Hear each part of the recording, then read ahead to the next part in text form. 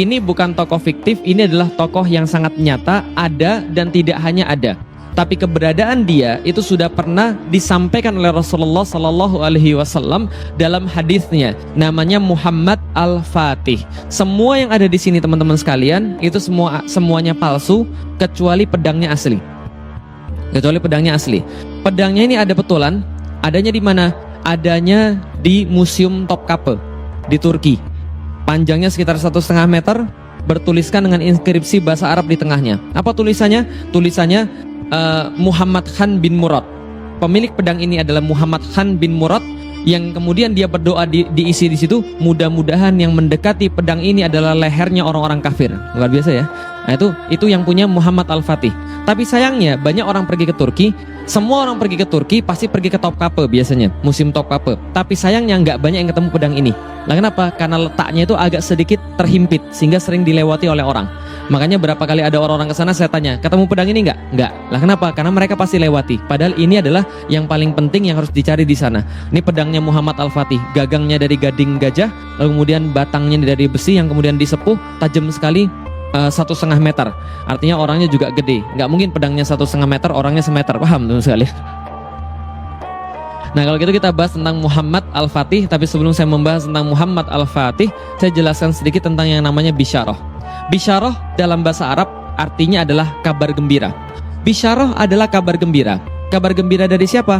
Kabar gembira daripada Allah dan Rasulnya. Kepada siapa? Kepada seluruh orang-orang yang beriman tentang peristiwa yang terjadi di masa depan. Jadi peristiwanya terjadi di masa depan, belum mampu kita lihat, belum mampu kita ketahui secara mata dan langsung, tapi peristiwa ini menyenangkan kita. Kenapa? Walaupun belum mampu lihat, walaupun kita belum mampu merasakan secara langsung, tapi menyenangkan karena datangnya peristiwa ini, datangnya kabar ini daripada Allah dan Rasulnya. Sampai di sini bisa difahami? Contoh bisyarah, surganya Allah. Mau masuk surga? Mau masuk surga? Semuanya pasti mau masuk surga walaupun belum pernah lihat surga. Karena kenapa? Yang menyampaikan langsung adalah Allah dan Rasulnya tentang jannah. Seperti apa jannah itu? Dilukiskan di dalam Al-Quran bisyarahnya, seluas langit dan bumi. Bagaimana diceritakan di sana, mudhammatan gitu kan ya. Jadi banyak sekali tumbuh hijau-hijauan di situ, pohon-pohon menutupi. Tapi kemudian matahari bisa menembus sampai karpet-karpetnya itu setebel-tebel seperti setebel-tebel seperti rumput, tapi kayak permadani halusnya. Ada dipan-dipan dari emas, mimbar-mimbar daripada cahaya. Orang-orang duduk bertelekan dengan banyak sekali pelayan-pelayan yang melayani mereka. Pohon-pohonan yang berbuah yang bisa diambil langsung dengan tangannya. Gelas-gelas yang bercahaya, dipan-dipan terbang dan sebagainya. Khususnya bagi laki-laki, bisyarah yang luar biasa adalah ada apa tadi situ? Nah, hurun ain, saya sudah tahu. Hurun ain, bidadari-bidadari bermata jeli, lam yatmithunna insung qablahum wala jan. Tidaklah kemudian di situ dia dipingit kecuali dia tidaklah ada di situ kemudian pernah disentuh oleh laki-laki dan perempuan. Hurum maksuratun fil khiyam, dia dipingit dalam kemah-kemah, dikhususkan bagi orang-orang yang beriman. Dan kabarnya kalau betisnya saja kelihatan, itu sudah kalah dunia dan seluruh isinya. Paham teman sekalian? Itu kabarnya, gak usah dibayangin kan itu kan ya. Tapi sorry, itu bukan untuk Anda yang jomblo. Biasanya kalau saya jelasin tentang bidadari, ibu-ibu protes. Enak aja laki-laki bidadari. Gue dapat apa? Tenang ibu-ibu sekalian, ibu-ibu dapat semua yang ibu-ibu minta.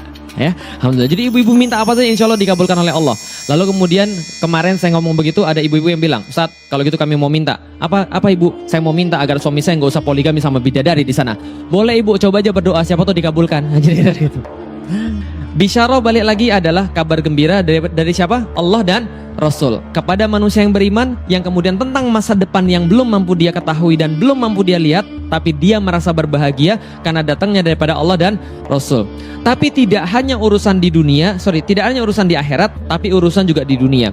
Maka saya gambarkan pakai gambarnya, ini sebuah padang rumput yang sangat terik, lalu ada tempat berteduh. Bagi saya, bisyarah itu adalah tempat berteduh di tengah-tengah tempat yang terik. Bagi saya bisyarah adalah tempat berharap di tengah-tengah keputusasaan. Jangan antum sangka orang yang berdakwah itu tidak pernah merasa putus asa. Jangan antum sangka orang yang berdakwah itu nggak pernah merasa sedih. Mereka kadang-kadang merasa sedih, sering malah merasa sedih. Kadang-kadang mereka merasa putus asa, merasa ini gimana lagi caranya. Kalau seandainya itu terjadi pada saya, futur kemudian ya, lalu kemudian merasa capek, merasa sedih, lalu saya ingat bisyarah. Karena bisyarah itu ibarat tempat berharap. Lah kenapa? Kalau kita nggak punya bisyarah, mungkin dari dulu saya sudah berhenti dakwah. Atau bahkan mungkin dari dulu saya sudah keluar lagi daripada Islam. Lah kenapa? Bagaimana tidak teman-teman sekalian? Gimana cara kita bisa berharap pada dakwah ini kalau cuma pakai logika? Kalau cuma pakai mata, yang kita lihat justru berkebalikan dengan yang kita dakwahkan. Coba antum bayangkan, 3 hari 3 malam kita dakwah, capek, letih, lesu, lemah, loyo. Yang sadar cuma berapa orang? Yang sadar cuma 3-4 orang. TV menayangkan sesuatu yang salah, tiba-tiba ribuan orang termurtadkan tanpa sadar. Paham teman-teman sekalian? Dengan logika-logika yang nggak benar. Contoh misalnya kemarin, TV menayangkan ada seseorang berkata, pilih mana, kafir jujur atau muslim korup? Coba bayangkan, ditayangkan di TV yang seperti ini, banyak orang akhirnya mikir, iya ya, mendingan kafir jujur daripada muslim korup. Kan itu kan ya, mereka nggak kepikir yang lain. Tapi kita yang berdakwah dibatas-batasin. Kadang-kadang kalau kita pikir secara logika, kita kayaknya mau menyerah saja. Lah kenapa? Kita dakwah duit-duit sendiri, kita dakwah tenaga-tenaga sendiri, kita nggak mengharapkan bayaran, tiba-tiba diusir oleh orang. Kan itu kan ya, tiba-tiba kemudian dipersekusi oleh orang. Kalau kita mau mikir dunia, udah putus asa. Tapi kenapa kita kemudian terus berdakwah? Karena dakwah itu harus punya sebuah energi. Energinya datang dari mana? Saya selalu yakin, dakwah ini jalan Allah. Yang namanya jalan Allah, Allah nggak mungkin akan buntukan jalan itu. Allah yang ngasih jalannya. Lah kenapa? Itu bisyarah. Saya sudah tahu dakwah ini adalah sesuatu jalan yang membosankan. Tahu kenapa membosankan teman-teman sekalian? Karena dakwah itu ujungnya kita sudah tahu. Pernah nonton film terus ujungnya sudah tahu? Membosankan nggak? Nah bagi saya dakwah itu membosankan. Lah kenapa? Karena kita berjalan di satu jalan yang ujungnya kita sudah tahu. Apa ujungnya? Allah sudah kasih tahu. Ujung jalan dakwah menang antum. Paham kita selesai ya? Jadi nggak ada keterkejutan gitu kan ya. Ujung dakwah ini pasti menang. Membosankan jalan ini kan gitu kan ya. Lah karena saya kemudian meyakini bahwa jalan ini membosankan, ujungnya pasti kemenangan, maka saya kemudian terus berdakwah. Bisa dipahami teman-teman sekalian? Itu adalah sedikit kemudian logikanya. Nah artinya dakwah ini menjadi menarik karena kita punya bisyarah. Nah kalau kita bicara bisyarah, contohnya seperti ini. Saya masuk Islam 3 minggu kemudian saya ngomong pada bapak saya, Pi, Felix masuk Islam. Bapak saya bilang apa? Kamu gila kamu ya? Enggak gila. Masukan setan kamu ya? Mana ada kemasukan setan seganteng ini? Oh enggak, kamu berarti kemasukan jin. Enggak. Lalu bapak saya tanya, kenapa kamu masuk Islam? Saya bilang, saya masuk Islam karena saya tahu Islam adalah agama yang paling benar. Bapak saya tanya, menurutmu yang lebih banyak enggak makan non muslim atau yang muslim? Muslim, Pi. Menurutmu yang lebih banyak enggak sekolah yang non muslim atau yang muslim? Muslim, Pi. Menurutmu yang lebih banyak enggak kemudian enggak tepat janji dan sebagainya, muslim atau non muslim? Muslim, Pi. Lalu bapak saya bilang, kenapa kamu masuk Islam? Saya bilang, Pi, itu muslim bukan Islam. Islam satu sisi, muslim di sisi yang lain. Kalau papi lihat zaman sekarang banyak muslim tapi nggak mau tahu tentang Islam. Wajar hidup mereka seperti itu karena mereka tidak menerapkan Islam. Bapak saya tanya, kalau gitu kenapa kamu masuk Islam? Karena Islam agama yang paling benar. Kamu sok tahu, baru masuk Islam tapi sok tahu. Bapak saya bilang begitu. Lalu saya bilang, memang inilah kenyataannya. Lalu bapak saya tanya, kalau gitu papi mau tanya, berapa orang-orang kayak kamu dan teman-temanmu itu yang merasa bahwa kamu paling tahu tentang Islam dan berapa banyak yang harus disadarkan? Saya bilang gini, mungkin di Indonesia nggak lebih 3% daripada orang-orang muslim yang benar-benar mau tahu tentang Islam, benar-benar mau belajar tentang Islam dan berkorban segala-galanya untuk Islam. Itu dulu tahun 2002 ketika saya baru masuk Islam. Sekarang berubah jauh. Apa berubah jauhnya? Coba lihat 5 tahun yang lalu, ada nggak masjid bisa sepenuh ini? Ada nggak masjid bisa sepenuh ini? Nggak ada. 5 tahun yang lalu, ada nggak orang kerudung sebanyak ini? Nggak ada. 2002, itu jawaban saya pada bapak saya. Bapak saya bilang, kalau gitu Lik, menurutmu 3% itu yang tahu tentang Islam mau merubah yang 97%? Iya, saya bilang, itulah dakwah. Bapak saya bilang, kamu gila Lik, logikamu dari mana? Yang ada 3% yang diubah 97%. Bukan 97% yang diubah 3%. Kamu belajar matematik nggak sih Lik? Saya bilang begini, alhamdulillah, betul itu logika matematik begitu. Untungnya Tuhan saya nggak pakai logika matematik. Tuhan saya logikanya sederhana. Kalau dia mau sesuatu, maka dia berkata kun, fayakun. Kalau dia berkata jadi, maka jadi. Itu logika Tuhan saya. Nah, karena saya tahu kemudian karena Allah punya kehendak seperti itu, maka jadilah, maka saya tetap berdakwah. Paham teman-teman sekalian? Karena ada janji daripada Allah, kalau kita berdakwah kita pasti menang. Kalau kita dakwah kita pasti kemudian bisa mewujudkan. Bisa dipahami teman-teman sekalian? Itu janji Allah ketika di akhirat. Di dunia bukan gak ada. Gimana cara menjaga semangat? Harus kita meyakini bisyarah. Bagaimana contohnya? Ini salah satu contohnya. Belajar sejarah, belajar geografi. Kata Allah di dalam Al-Quran, jadi banyak Allah turunkan kisah-kisah di dalam Al-Quran itu untuk menguatkan hati Anda dan supaya Anda mengambil pelajaran. Kalau Rasul saja hatinya bisa dikuatkan karena kisah-kisah dalam Al-Quran, masa antum tidak bisa? Nah, kalau seandainya Allah kemudian mengatakan bahwa kisah-kisah bisa menguatkan hati kita untuk berdakwah, masa kita tidak bisa dikuatkan dengan kisah-kisah tertentu? Nah, ini kisahnya, ini ceritanya. Di mana ini? Timur Tengah, bagus. Itu pasti anak IPA tapi nggak lulus. Ini dunia teman-teman sekalian, dan dunia zaman dulu nggak sesulit dunia zaman sekarang. Dunia zaman dulu orang cuma membagi dua. Kenalnya apa? Timur, Barat. Selesai. Itu aja. Cuma dua. Timur, Barat. Timur Persia, Barat Romawi. Maka yang tengah-tengah itu namanya Timur Tengah. Kenapa tengahnya di situ? Karena awal peradaban di situ. Cradle of life adanya di situ. Cradle of civilization adanya di situ. Nah, maka kalau kita bagi tengahnya di sini, gitu kan ya, maka sebelah sini namanya Timur, sebelah sini namanya Barat. Maka Timur dikuasai Persia yang pada saat itu sudah berusia 1000-an tahun. Sementara Barat dikuasai Romawi yang berusia 600-an tahun. Kapan ini kemudian peta terjadi? Ini peta terjadi tahun 622 Masehi. Kapan waktu 622 Masehi? 1 Hijriah. Sekarang sudah berapa Hijriah? Baik, terima kasih. Nah, ini 1 Hijriah ketika Rasul hijrah dari Mekah ke Madinah. Bendera Rasulullah saya pasang di sini. Artinya apa? Ketika Rasulullah masih hidup dan hijrah ke Madinah, maka kondisi di dunia pada saat itu ada Persia dan ada Romawi. Jadi cerita seperti itu, ada Persia dan ada Romawi. Ceritanya teman-teman sekalian, 100 tahun, 50 tahun setelah Rasulullah Shallallahu Alaihi Wasallam wafat, kurang dari 50 tahun, ini Persia semua dikuasai oleh Islam. Bayangkan, wilayah sebesar ini 7,3 juta kilometer persegi, ini semua dikuasai Islam. Oleh siapa? Oleh panglima-panglima Islam Sa'ad bin Abi Waqqas dan Khalid bin Walid. Dihabisin semuanya. Maka kemudian semua itu masuk dalam wilayah Islam 7,4 juta kilometer persegi, dan wilayah Islam jadi besar sekali. Tinggal pada saat itu Islam vs Romawi. Bisa dibayangkan pada waktu itu? Oke, ceritanya tahan sampai di sini. Saya tanya pada Anda dulu. Kalau Anda sekarang dikasih gratis untuk pergi ke satu kota, dibayarin full, Anda pilih pergi ke kota mana selain Mekah dan Madinah? Semuanya waktu dulu kalau ditanya, kamu mau pengen pergi ke kota mana? Pasti jawabannya salah satu di antara dua. Nah, kenapa? Karena dua kota ini paling terkenal di dunia pada masanya. Pertama namanya Konstantinopel, yang kedua namanya Roma. Setelah Islam menaklukkan kota-kota di Persia dan peradaban Persia sudah sangat tua sekali, peradaban dipegang oleh orang-orang Romawi. Romawi terbagi dua, namanya Romawi sebelah timur dan Romawi sebelah barat. Romawi sebelah barat penguasanya orang-orang Latin, Kristennya Kristen Katolik, maka ibu kotanya ada di Roma. Romawi sebelah timur orangnya orang-orang Yunani, nama agamanya Kristen Ortodoks, maka ibu kotanya ada di Konstantinopel. Sampai di sini paham teman-teman sekalian? Inilah dua kota yang paling penting, paling kuat, paling indah di dunia. Kenapa dua kota ini selalu disebut-sebut? Pertama, Konstantinopel, sebuah kota yang sangat indah sekali teman-teman sekalian, yang kabarnya di dalam pagar-pagar kota itu terdapat jumlah gereja yang lebih banyak daripada jumlah hari dalam setahun. Paham teman-teman sekalian? Sangat banyak sekali gereja-gereja di sana. Di saat kota-kota lain belum ada yang kemudian diperkerasi, lalu kemudian diaspal dan sebagainya, di situ semua jalan-jalan sudah diperkeras dengan batu porfiri dan batu marmer. Sebelah kiri dan kanan jalannya dibangun forum-forum, dibangun kemudian gedung-gedung yang sangat tinggi, dan di dalamnya banyak sekali kemudian orang-orang, dan di tengah-tengah daripada kota itu terdapat satu gereja yang sangat besar sekali, bangunan terbesar di seluruh dunia. Ini simbol kebanggaan orang-orang Kristen Ortodoks, namanya gereja Hagia Sophia. Hagia Sophia ini saking kerennya teman-teman sekalian, orang-orang semua berebut ke sana seolah-olah orang pengen pergi ke satu tempat yang paling indah di dunia pada saat itu. Ada seorang pengembara daripada Rusia datang 3 bulan jalan dari Rusia sampai dengan ke Konstantinopel. Sampai ke Konstantinopel, dia nulis dalam catatan hariannya, kami masuk ke dalam Hagia Sophia, dan ketika kami masuk, kami langsung tersesat. Bahkan kami tidak bisa membedakan kami masih di dunia atau kami sudah sampai ke surga. Paham teman-teman sekalian? Itu catatan dia saking indahnya. Lah kenapa? Ini tempat segede Istiqlal.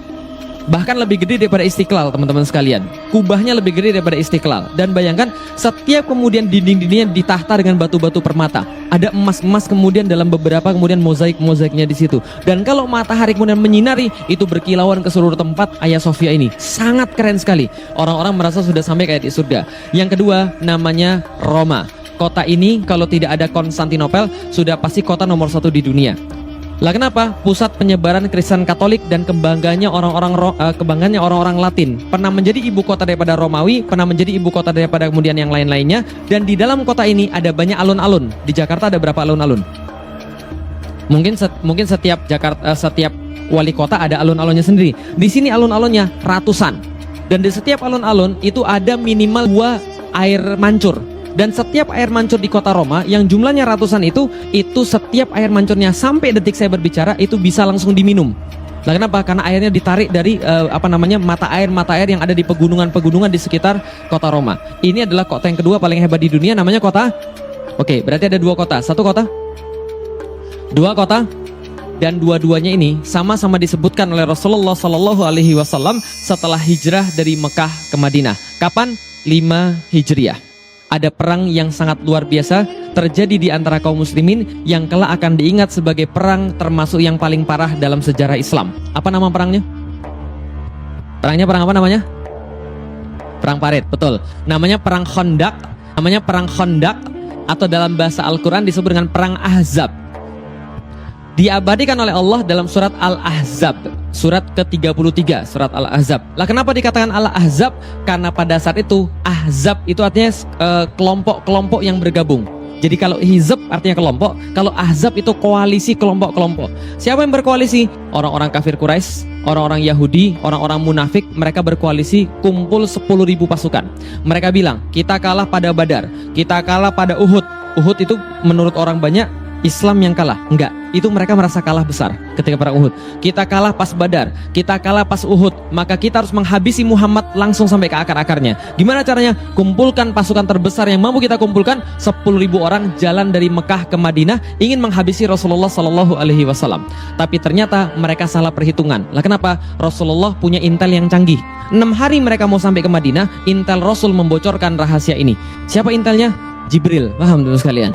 Nah, Jibril bilang, ya Rasulullah, ini di Madinah ada yang mau nyerang. 6 hari lagi nyampe. Berapa pasukannya? 10.000 ya Rasulullah. Rasul bilang, 10.000 orang datang ke sini mau menghancurkan kita. Hitung pasukan kita ada berapa. Setelah dihitung mereka dapat, ya Rasulullah, ada 3.000 orang yang siap berperang. Di antara kaum laki-laki kita 3.000 orang. Secara logika, ya lihat, secara logika, secara pandangan mata, yang menang siapa? 3.000 atau 10.000? Rasul bilang, jangan khawatir. Siapa yang punya usul angkat tangan? Salman Al-Farisi angkat tangan. Ya Rasulullah, saya punya usul ya Rasulullah. Apa Salman? Kami dulu di Persia, kalau kami berperang dengan orang yang jumlahnya lebih banyak daripada kami pakai parit. Makanya namanya perang parit. Kami buat parit yang memisahkan antara kami dan mereka. Kami bisa ambil tanahnya, tumpuk ke atas, kami pasang pasukan pemanah, kami panah mereka. Tapi kami tidak jamin menang karena pasukan mereka jauh lebih besar daripada pasukan yang kita punya. 10.000 lawan 3.000. Maka Rasulullah katakan, nggak ada masalah, bikin paritnya. Maka dibuatlah parit memanjang sebelah utara Madinah itu sejauh 8 km. Berapa panjang? 8 km. 8 km kalau di Jakarta dari mana sampai kemana? Dari mana sampai kemana? Saya sudah hitung, tenang. Cawang sampai Semanggi. Itu 8 km. Dan bayangkan 8 km itu bukan di Indonesia, tapi galinya di Arab. Kalau gali di Indonesia pakai cangkul selesai. Pernah ke Arab? Pernah ke Arab? Kalau nanti belum, saya doakan mudah-mudahan pergi umroh ke sana minimal sekali. Amin. Kalau sampai ke sana, tolong pegang tanahnya dan Anda coba pikirkan itu nggak bisa digali pakai cangkul. Cara gali tanah di Arab itu bawa pakai lembing. Tahu lembing? Lembing tahu? Pecahin tanahnya, angkut batunya ke atas, lalu kemudian bikin lubang.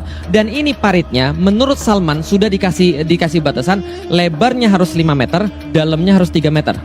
Supaya kalau ada kuda nggak bisa lompat, kalau lompat jatuh nggak bisa naik lagi. Bisa dipahami teman-teman sekalian. Bayangkan 8 km, lebarnya 5 meter, dalamnya 3 meter. Dan ini harus diselesaikan dalam waktu 6 hari. Stres semua orang teman-teman sekalian. Semua disuruh kemudian untuk menggali parit. Nggak hanya orang muslim, orang Yahudi juga diperintahkan untuk gali parit. Lah kenapa? Berdasarkan perjanjian Madinah, kalau Madinah diserang, Yahudi harus ikut-ikutan. Tapi mereka cuma ikut-ikutan dan mereka sebenarnya sudah bikin makar. Karena mereka sudah mau kemudian menyerang kaum muslim ketika pasukan Ahzab tiba. Paham teman sekalian? Mereka sudah bikin kong kali kong sama pasukan Ahzab sebenarnya. Pura-pura aja di sana. Maka digalilah parit. Ketika digali parit, banyak orang-orang kemudian merasa tertekan luar biasa. Lah kenapa? Panas luar biasa. Paritnya 8 km, lebarnya 5 meter, dalamnya 3 meter. Susahnya minta ampun, panas dan makanannya. Menurut salah satu athar, para sahabat itu berbaris, mencelupkan tangannya di sebuah air, lalu kemudian angkat tangan yang basah, celupin kemudian ke gandum. Berapa yang nempel di tangan, itulah jatah makan untuk sehari. Paham teman sekalian? Ini kemudian yang terjadi pada para sahabat. Maka wajar banyak sekali tekanan. Al-Quran menceritakan, ada yang berkata pada Rasulullah, "Itsja'akum min fawqikum wa min asfala minkum." Ingat ketika datang kepadamu cobaan-cobaan daripada Allah, dari depan dan dari belakang kalian. Itzaqatil absara, ketika pandangan kalian menjadi bergetar. Lalu kemudian dan sampailah kemudian jantung itu sampai ke leher. Gitu kan ya, wa balaghatil qulubul hanajir, dan kemudian sampai jantung tuh seolah naik ke leher. Kenapa? Saking kagetnya pada saat itu. Pada saat itu ada yang berkata kemudian pada Allah dan Rasulnya dengan prasangka yang nggak baik. wa yadhunnuna billahi dzununa, kata Allah, dan kemudian mereka berprasangka dengan Allah dengan prasangka-prasangka yang buruk. Apa yang terjadi kemudian? Ada yang berkata pada Rasulullah, "Ya Rasulullah, saya izin pulang ya." Loh, emang ada apa? Ini ada anak-anak di rumah pada belum makan. Kan sebagai seorang suami sekaligus sebagai seorang ayah, saya harus memberi makan mereka. Bukankah itu adalah sebuah perintah Islam ya Rasulullah? Sudah salah pakai dalil lagi, paham teman sekalian? Mundur nggak balik lagi. Ya Rasulullah, saya mau jaga istri saya. Mundur nggak balik lagi. Tinggal bersama Rasul dua kelompok orang yang sedang menggali parit. Satu, yang benar-benar beriman. Dua, Yahudi yang terpaksa. Satu siapa? Yang benar-benar beriman. Yang kedua siapa? Yahudi yang terpaksa. Dan ketika itu terjadi teman-teman sekalian, ada sahabat ketika gali parit, lalu kemudian lagi capek-capekan mereka istirahat bersama Rasulullah. Ada yang nanya begini, "Ya Rasulullah, besok yang kita taklukkan kira-kira yang mana ya Rasul? Konstantinopel atau Roma?" Bingung ya? Bingung. Oke, saya jelasin lagi. Mereka lagi ada di mana? Lagi ada di mana mereka? Madinah. Besok diserang oleh berapa pasukan? Lagi ngapain mereka? Berapa panjangnya? Berapa lebarnya? Dalamnya? Makanannya? Gandum dicelup kemudian dijilatin untuk seharian. Dan mereka pas lagi capek-capekan seperti itu ngomong, "Ya Rasulullah, besok yang kita taklukkan Konstantinopel atau Roma." Dua kota terbaik di dunia yang mereka sama sekali nggak pernah lihat, mereka sama sekali kemudian nggak pernah ke sana, cuma dengar doang bahwa ini kota yang terbaik. Ngomong-ngomong teman-teman sekalian, kalau Anda sekarang lagi ada di Madinah, naik pesawat pergi ke Istanbul itu 3 jam teman-teman sekalian. Jadi dipahami, mereka nggak pernah lihat di sana, nggak pernah kemudian pergi ke sana, cuma tahu doang. Tiba-tiba lagi dalam keadaan terjepit seperti itu, nanyanya apa? Besok yang kita taklukkan yang mana ya Rasulullah? Konstantinopel atau Roma? Paham teman sekalian? Reaksi orang Yahudi persis seperti antum, ketawa terbahak-bahak. Lah kenapa? Ini muslim sudah gila, kepanasan ini kayaknya, stres mereka nih kayaknya. Gila mereka, besok udah mau mati, ke WC aja nggak sempet. Mereka ngomongin tentang Konstantinopel dan Roma. Ternyata jawaban Rasulullah Sallallahu Alaihi Wasallam luar biasa. Jawaban Rasulullah adalah dengan peristiwa seperti itu, Madinatu Hirakla tuftahu awalan. Yang akan kalian taklukkan terlebih dahulu, wahai sahabat-sahabatku yang terkasih, adalah kotanya Heraklius atau Konstantinopel yang Anda taklukkan terlebih dahulu. Mendengar ini para sahabat senang luar biasa, dan orang Yahudi berperang selesai, dimenangkan oleh kaum muslimin. Cerita lengkapnya silakan baca dalam surat Al-Ahzab surat ke-33 ayat 1 sampai selesai gitu kan ya. Nah, di situ ada semua. Tapi setelah selesai perang ini muncul satu hadis yang sangat luar biasa lagi. Ini hadisnya, la tuftahan al-Konstantiniyah fala ni'mal amiruha wala ni'mal jaishu dzalikal jaish. Akan ditaklukkan kota Konstantinopel oleh kalian. Dalam hadis yang lain, la tuftahanal Konstantinia ala yadi rajulin. Akan ditaklukkan Konstantinopel di tangan seorang pemuda. Sebaik-baik panglima itulah dia. Sebaik-baik pasukan yang dia pimpin. Bisa dipahami teman sekalian. Jadi kalau teman-teman main ke rumah saya, ini hadis terpampang luar biasa mesra di ruang tamu saya ya. Jadi la tuftahanal Konstantiniyah fala ni'mal amiruha wala ni'mal jaisu dzalikal jais. Rasul berkata, akan ditaklukkan kota Konstantinopel. Kalau kalian masih nggak percaya, saya jamin la tuftahannal Konstantiniyah. Dalam bahasa Arab, yang tahu tentang gramatika bahasa Arab, ini kalimat ngeri. Lah kenapa? Ada lam di situ dan kemudian nunnya kemudian ditasydid. La tuftahannal Konstantiniyah digabungkan dengan fi'il mudhari. Artinya apa? Kalau dalam bahasa Sunda, pasti pisan. Sudah pasti pisan. Ya, sudah pasti tenan. Nah, kira-kira begitu. Itu 2 kali ditegaskan oleh Rasulullah. Akan pasti kalian menaklukkan Konstantinopel beneran. Dan sebaik-baik penakluknya adalah dia, dan sebaik-baik pasukannya adalah dia. Pujian Rasul bagi penakluk Konstantinopel dan pasukan-pasukannya. Kalau Anda berada di situ pas Rasul masih hidup, Anda mau nggak jadi orangnya? Oh, jangankan antum, semua sahabat tuh pengen semua jadi orangnya. Semua berusaha agar jadi orang yang dimaksud, dan orangnya nggak tanggung-tanggung. Siapa yang pertama? Namanya Abu Ayyub Al-Ansari. Tahu Abu Ayyub Al-Ansari? Kenal Abu Ayyub Al-Ansari? Kenal. Kapan kenalannya? Tahu Abu Ayyub Al-Ansari? Tahu. Siapa Abu Ayyub Al-Ansari? Dia sahabat besar Rasulullah yang diiriin oleh para sahabat. Lah kenapa? Rasul ketika hijrah itu dari Mekah ke Madinah, nginep di rumah beliau 7 bulan sampai Masjid Nabawi jadi. Jadi antum bisa bayangin ya, Rasul nginep di rumah dia. Orang bilang semuanya, gila. Kalau zaman sekarang ngomongnya gini, gila, ini orang paling mulia nginep di rumah dia, maka seisi rumah itu menjadi mulia semua. Rumah siapa? Abu Ayyub Al-Ansari. Beliau pembawa bendera la ilaha illallah Muhammad Rasulullah, panji Rasulullah ketika perang Badar. Maka ketika kemudian waktu itu dia menemukan Rasulullah sudah wafat, usianya sudah 80 tahun. Rasul sudah wafat.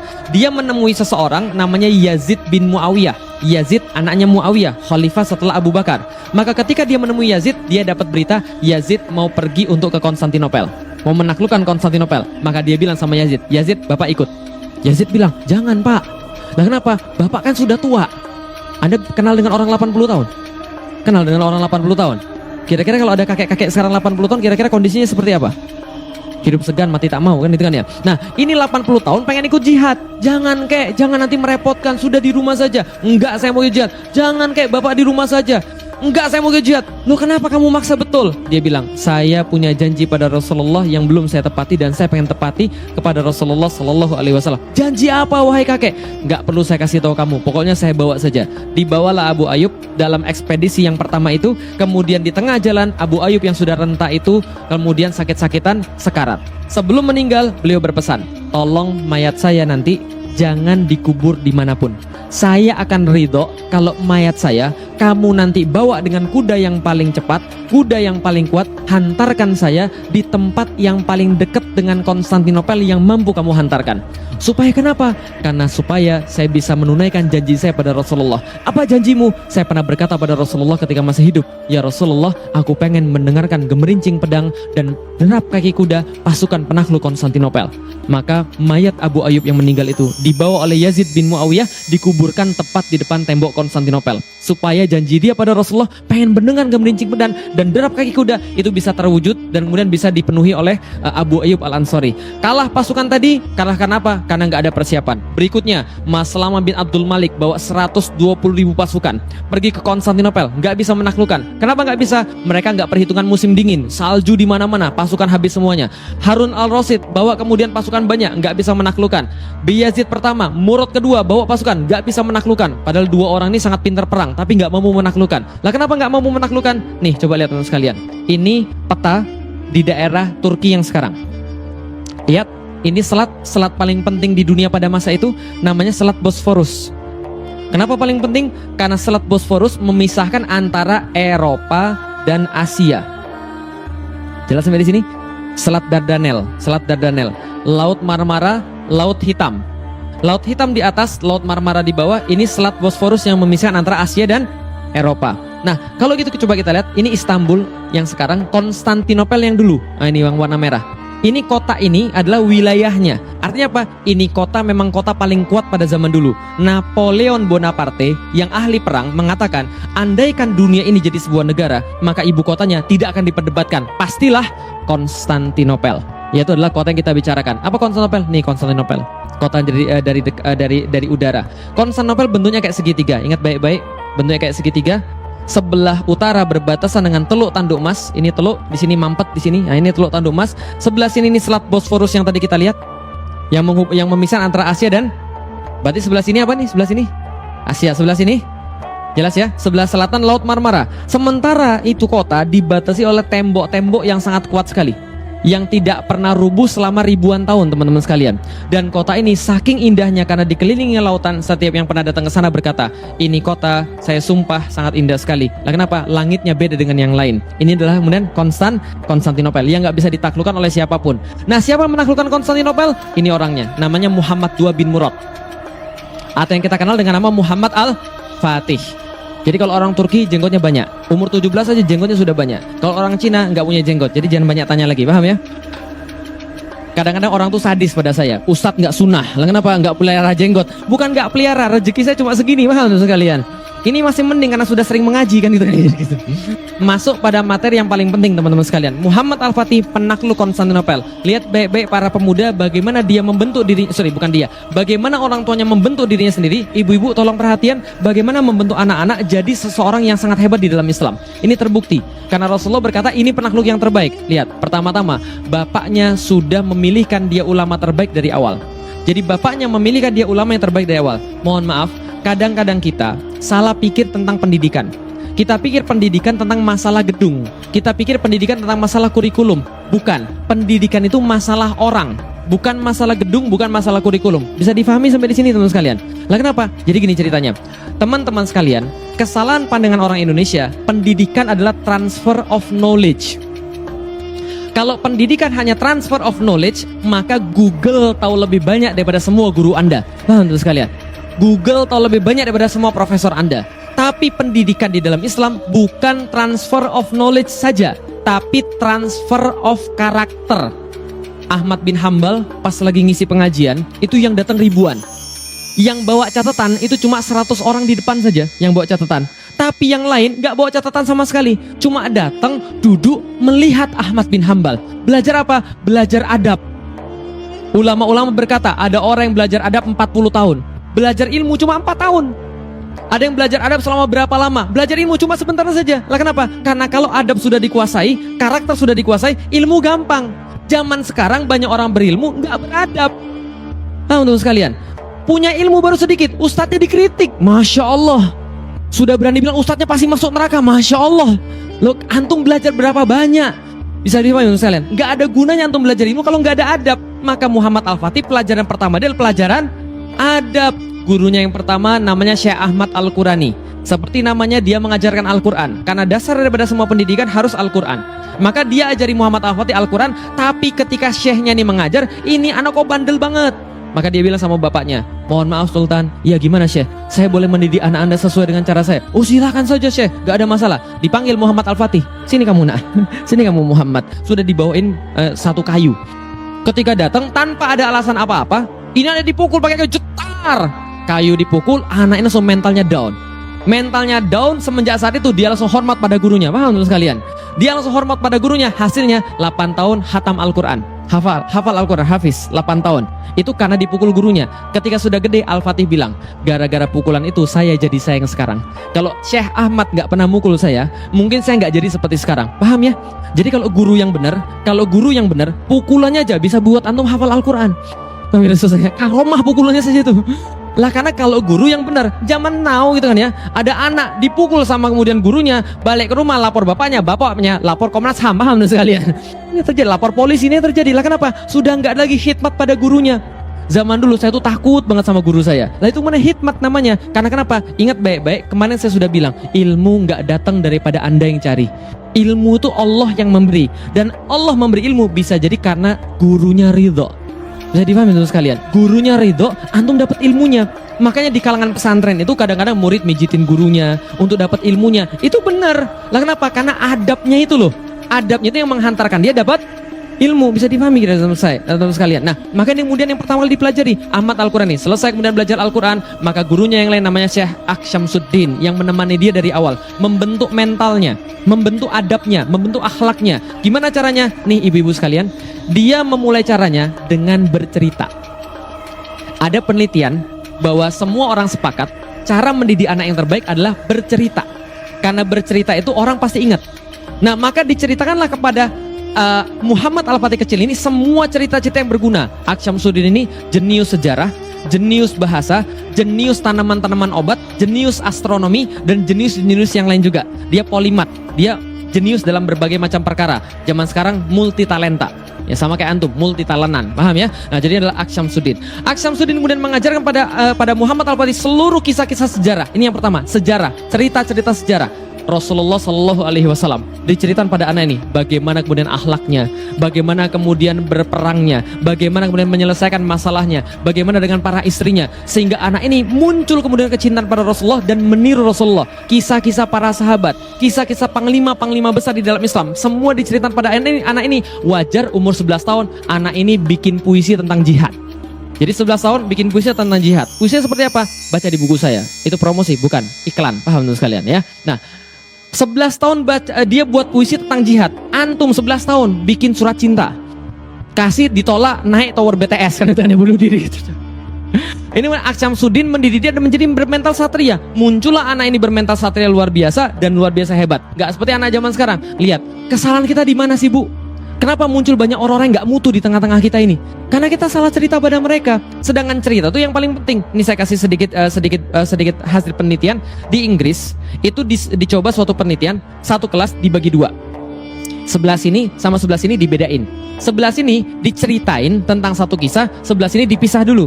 Diceritain kisah apa? Yang masyhur di Inggris itu adalah cerita seorang satria menyelamatkan putri dari seekor naga. Gitu kan ya? Diceritain, gini loh ceritanya. Ada putri diambil oleh naga. Satrianya datang melawan naganya. Ketika naganya datang kemudian dia lawan mati-matian, patah kaki dia, patah tangan, patah pedang. Setelah dia patah segala-galanya, dia patah hati juga. Lalu kemudian dia putus asa. Lalu putus asa, dia pulang. Nggak mungkin saya menang melawan naga. Yang satunya diceritakan, patah tulang, patah pedang, patah kaki. Dia berusaha sampai kemudian sebisanya. Akhirnya dia bisa membunuh naga, menyelamatkan putri. Ternyata apa terjadi? Ternyata setelah dites, mental orang yang diceritain bahwa pahlawannya kalah dan nyerah dibandingkan dengan mental orang yang kemudian diceritain pahlawannya menang. Itu yang di sini nggak mudah putus asa, yang di situ mudah putus asa. Paham teman sekalian? Itu sudah diteliti. Rasulullah, para sahabat, jihad, kesatrian. Wajar kalau anak ini hebat. Lah kenapa? Ini loh patron di kepalanya itu loh. Jadi hati-hati. Kita ketika kita di Al-Fatih, kita buat cerita-cerita yang herois, mengangkat kisah-kisah sejarah. Supaya kenapa? Supaya anak kita bukan baca kemudian Spider-Man, bukan baca Captain America. Jadi teman-teman sekalian. Lah kenapa? Karena itu merusak. Dia memang kuat tapi tidak soleh. Paham teman-teman sekalian? Sedangkan yang kita mau cari adalah anak-anak yang soleh. Ini harus perhatian. Ceritanya ibu-ibu sekalian, tolong di rumah punya sirah nabawiyah. Tolong di rumah punya sirah tentang para sahabat, biar bisa cerita sama anak-anak. Jangan sampai anak-anak lebih tahu tentang superhero daripada tentang para sahabat. Ini penting, karena ini mental. Dia, jadi gini, orang kalau mau berbuat sesuatu, dia akan cari referensi mental. Bisa dipahami ya? Dia akan cari referensi mental. Contohnya misalnya begini, antum ketemu satu musuh. Musuh itu menghina agama antum. Maju atau mundur? Contoh mentalnya siapa misalnya? Dia lebih gede daripada antum tapi terus gimana? Contoh mentalnya siapa? Daud, Pak. Daud itu bertemu dengan orang yang lebih gede, dia nggak mundur. Lah kenapa? Kalau mundur Yahudi, dan aku bukan Yahudi. Aku adalah turunannya daripada para nabi, sama kayak itu. Aku lawan dia. Ini adalah benar referensi mental. Bisa dipahami sekalian. Kalau nggak ada referensi mental, orang nggak akan bersifat kesatria. Maka pentingnya ini kemudian cerita-cerita pada anak-anak kita. Jangan cerita yang bohong-bohong. Ceritain tentang orang-orang yang hebat, para sahabat, Rasul dan sebagainya. Paham sampai di sini teman sekalian? Oke. Setelah diceritain seperti itu, anak kecil ini sekitar umur 5 tahun sampai 8 tahun diajak sama Syekh Aksyamsuddin melihat Hagia Sophia, tadi gereja yang paling besar, dari kejauhan. Lalu Aksyamsuddin bilang, "Nak, kamu lihat itu apa?" "Iya." "Apa itu?" "Hagia Sophia." "Apa itu Hagia Sophia?" "Tempat yang akan kita taklukkan nanti, Syekh." "Kalau begitu saya mau cerita. Bapakmu sudah ke sana, bapakmu gagal. Kakekmu pernah ke sana, kakekmu gagal. Buyut-buyutmu sampai turunan ke-7, karena kamu keturunan ke-7 daripada Sultan Utsman, maka dia juga pengen tapi dia tidak pernah bisa. Dan setelahmu juga tidak akan pernah bisa." "Loh kenapa, Syekh?" "Karena saya senantiasa minta pada Allah Subhanahu wa Ta'ala dalam setiap sujud saya. Saya senantiasa minta dalam setiap sujud saya, dalam setiap tahajud saya pada Allah Subhanahu wa Ta'ala, bahwasanya yang disebut dengan sebaik-baik panglima dalam hadis Rasulullah sallallahu alaihi wasallam, saya selalu minta pada Allah yang disebut dengan sebaik-baik panglima, yang memimpin sebaik-baik pasukan adalah Ananda. Kamu yang menaklukkan Konstantinopel." Anak ini diomongin begitu. Langsung setelah itu dia yakin, aku adalah yang dimaksud oleh hadis Rasulullah di Nopel. Bisa difahami kira-kira maksud saya? Dia yakin betul karena gurunya meyakinkan pada dirinya, dialah yang dimaksud dalam hadis Rasulullah merupakan penakluk Konstantinopel. Anak ini mentalnya dibuat begini, langsung beda dari orang-orang biasa. Orang-orang biasa pesimis, dia tidak. Apa yang terjadi pada dia? Nih coba lihat apa yang terjadi gara-gara cuma yakin doang. Gara-gara yakin doang. Apa yang terjadi? Dia menguasai 8 bahasa ketika berumur 16 tahun. Berapa bahasa? 8 bahasa. Umurnya berapa? 16 tahun. Antum sudah berapa tahun? Berapa bahasa? 4 saat, alhamdulillah. Bahasa Indonesia, bahasa Inggris, bahasa daerah, bahasa isyarat, alhamdulillah, gitu kan ya. Nah, dia menguasai 8 bahasa ketika berumur 16 tahun. Apa saja? Arab, Turki, Persia, itu bahasa ibunya, bahasa keluarganya. Bahasa Arab, Turki, Persia, Yunani, Ibrani, lalu kemudian Latin, lalu Slavik, lalu kemudian satu lagi lupa. Nah, inilah namanya manusia, gitu kan ya. Jadi dia menjadi kemudian sultan pada umur 12 tahun. Umur 12 tahun dia sudah jadi sultan. Dan lebih hebat lagi adalah semenjak balik hingga meninggal, dia tidak pernah meninggalkan satupun sholat rawatib dan sholat tahajud. Lah kenapa? Karena dia tahu persis permintaan dia pada Allah ingin menjadi penakluk Konstantinopel. Dan kata Rasul, penakluk Konstantinopel adalah penakluk terbaik. Kalau terbaik berarti harus paling dekat dengan Allah. Kalau mau mendekati Allah, nggak mungkin pakai amal-amalan biasa. Kata Rasulullah dalam hadis qudsi, aku tidak akan pernah ridho sama seorang hamba sampai hamba itu melakukan kewajiban yang aku perintahkan. Tapi tidak cukup. Tapi kalau dia mau aku cintai, kata Allah, maka dia harus melakukan sunnah-sunnah nawafil sampai aku mencintainya. Kalau aku sudah mencintainya, maka matanya akan aku jadikan seperti mataku di mana dia melihat dengan mataku. Tangannya akan ku berbuat seperti tanganku di mana dia berbuat dengan tanganku. Maka dia minta sesuatu, aku penuhi. Dia minta aku lindungi dia. Itu hadis daripada Rasulullah, hadis qudsi. Maka dia berusaha melakukan sunnah-sunnah nawafil. Kalau Anda mau sesuatu yang besar, jangan pakai yang biasa. Kalau Anda mau sesuatu yang lebih daripada orang lain, lakukan lebih daripada orang lain. Bisa dipahami teman sekalian. Kalau orang tidurnya 4 jam, antum tidur 2 jam. Lah kalau orang tidur 4 jam, antum mau tidur 6 jam, antum pasti dapat di bawah dia. Bisa dipahami teman sekalian. Maka Al-Fatih begitu. Dia tidak pernah meninggalkan sholat rawatib, dia nggak pernah meninggalkan sholat tahajud karena dia yakin dia adalah yang terbaik. Lihat baik-baik kesalahan kedua orang Indonesia, nazar. Orang Indonesia kalau nazar salah. Nah kenapa? Orang Indonesia nazarnya begini, ya Allah kalau aku jadian sama dia, ya Allah aku nanti akan 3 bulan berturut-turut puasa, kan itu kan ya? Ya Allah kalau aku dapat kerja, ya Allah aku akan sedekah 2 juta, kan itu kan ya? Pertanyaan saya, kalau Allah nggak kasih terus kenapa? Itu nazar atau ngancem, paham teman kalian? Coba perhatiin baik-baik, ini loh, lihat diksinya, ini ngancem atau nazar, coba lihat. Kalau aku dapat dia ya Allah, berarti aku akan puasa 2 bulan berturut-turut. Berarti kalau aku nggak dapat, aku nggak mau puasa. Antum ngancem Allah. Oh, saya. Nazar yang benar itu seperti Muhammad Al-Fatih. Bagaimana nazarnya benar? Di dalam surat Al-Fatihah. Iyyaka na'budu wa iyyaka nasta'in. Wahai orang-orang yang menginginkan sesuatu yang lebih banyak daripada Allah, penuhi ibadah Anda pada Allah, baru minta pada Allah. Iyyaka na'budu wa iyyaka nasta'in. Anda ibadah dulu baru Anda minta pada Allah. Lihat Ibrahim yang menginginkan anak. Dia menginginkan betul anaknya. Apa yang dia lakukan? Ibadah yang gak sama seperti yang lain. Apa ibadahnya? Di dalam Al-Quran diceritakan bagaimana dia menyambut tamu-tamu gitu ya, di malam hari, di tengah malam lewat, dia menyambut tamu-tamu, bukan 1-2 tamu, banyak tamunya. Lalu kemudian ketika datang, Assalamualaikum, Waalaikumsalam, datang. Banyak yang datang, Masya Allah. Antum diketok orang jam 2 malam, kira-kira dibukain atau tidak? Panggil hansip antum. Lah ini Nabi Ibrahim langsung dibukain. Setelah dibukain kemudian, oh ya sebentar ya, mundur ke belakang, bangunin istrinya. Sarah, kita punya apa? Kita punya apa? Oh ada kambing. Ya sudah, sembelih kambingnya segera. Bikin gulai bagi mereka. Dibikin gulai bagi mereka. Ditawarkan gulainya. Ternyata yang datang nggak punya kaki semua. Teman sekalian. Lalu merasa takut apa? Yang datang malaikat. Malaikat bilang apa? Kami memberi kabar bahagia kepada engkau karena engkau akan mendapatkan seorang anak. Masya Allah. Coba lakukan yang lebih baik. Nah, iyyaka na'budu wa iyyaka nasta'in. Dia sampai meninggal tidak pernah meninggal sholat rawatib dan sholat tahajud. Nggak ada alasan ngantuk. Lah kenapa? Antum minta sama Allah yang banyak. Antum minta sama Allah yang besar. Masa antum mau dikalahkan dengan rasa ngantuk? Nggak, tahajud. Nah, tidak pernah meninggalkan sholat rawatib dan tidak pernah meninggalkan sholat tahajud. Nah, apalagi? Tapi dia tidak hanya ibadah mahdoh. Dia melakukan sebab akibat. Dia mengumpulkan pasukan-pasukan yang namanya Inkisaria. Dalam bahasa Turki Yeni Seri. Yeni artinya baru, Seri artinya pasukan. Dalam bahasa Arab jadi Inkisaria. Nah Inkisaria ini apa? 7.000 pasukan elit dikumpulkan dari kecil. Di setiap barak-barak ada seorang ulama yang tugasnya bacaan Quran, bacaan hadis dan membentuk mental pasukan agar menjadi mujahid fisabilillah. Sehingga mereka punya idola, mereka punya cita-cita. Apa cita-cita mereka? Kami adalah Ghazi. Itu kemudian panggilan mereka yang paling hebat. Jadi zaman sekarang doktor, insinyur, profesor itu dianggap hebat. Zaman dulu nggak ada. Zaman dulu yang hebat adalah titel Ghazi. Apa itu Ghazi?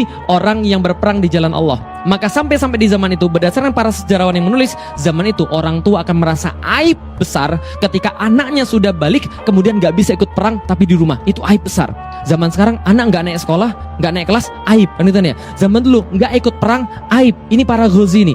7.000 orang dilatih secara spesifik. Tiap hari mereka dilatih perang, fisiknya dilatih, ilmunya dilatih, mentalnya dilatih, sampai kemudian semua memahami. Dan hebatnya apa? Setengah pasukannya tidak pernah meninggalkan sholat tahajud di malam hari. Ini pasukannya Muhammad Al-Fatih, pasukan khususnya. Apalagi kemudian dia bangun benteng namanya Benteng Anadolu Hisar.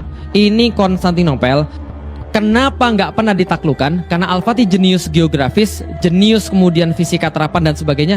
Dia bilang ini, karena ini tidak kita tutup, maka sampai kapanpun nggak bisa takluk ini. Lah kenapa? Bala bantuan dari sini, bala tentara dari sini, semua bebas lewat sini. Tapi kalau kita tutup, ini terkepung. Gimana caranya? Gampang. Buyut saya sudah bangun benteng namanya Anadolu Hisar.